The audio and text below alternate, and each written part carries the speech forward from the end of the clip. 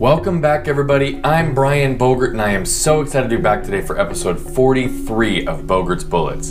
Today, we're going to talk about growth through struggle. Napoleon Hill said, "Strength and growth come only through continuous effort and struggle."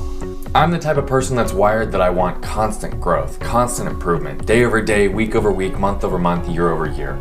I have a relentless effort for personal, professional improvement and always having the trend line go up.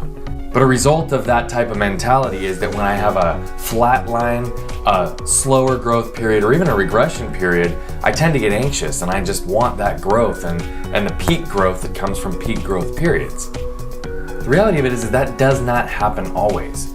If you look at the stock market, if you look at the economy, if you look at anything that's happened with companies and growth over time, it never happens on a continual peak growth state. There are always regression periods, there are always slowed down periods, and there are always flatline periods. It's part of the growing cycle. I had a conversation with a very good friend last week who brought a lot of insight to the overall topic, and I wanted to share it because it is so true, 100% on point. He said that the greatest amount of growth that we ever see comes from our flatline regression or slowed down periods. When we're in peak growth mode, we don't have time to look up and make the investments in ourselves, the investments in our business, to focus on the things that we need to do to improve. Things are going well, everything's fantastic, and we don't have the ability to focus on what needs to be done.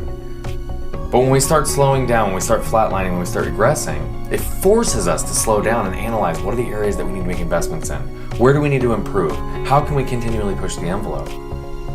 And inevitably, if we do that, which those of us who are wired this way do, the greatest periods of personal and professional growth will come from those periods of time. So after that conversation with my good buddy last week, I've made a vow to embrace those periods of time. Does that mean that I won't have anxiety? Does that mean that I won't be anxious to grow and get better always? Absolutely not. But it's to understand that those periods of time are creating the momentum and the massive force for that peak growth. And if I do it right, that peak growth will be even greater. Identify the areas to invest in, look for the areas of growth, implement, and watch what it does to your growth long term.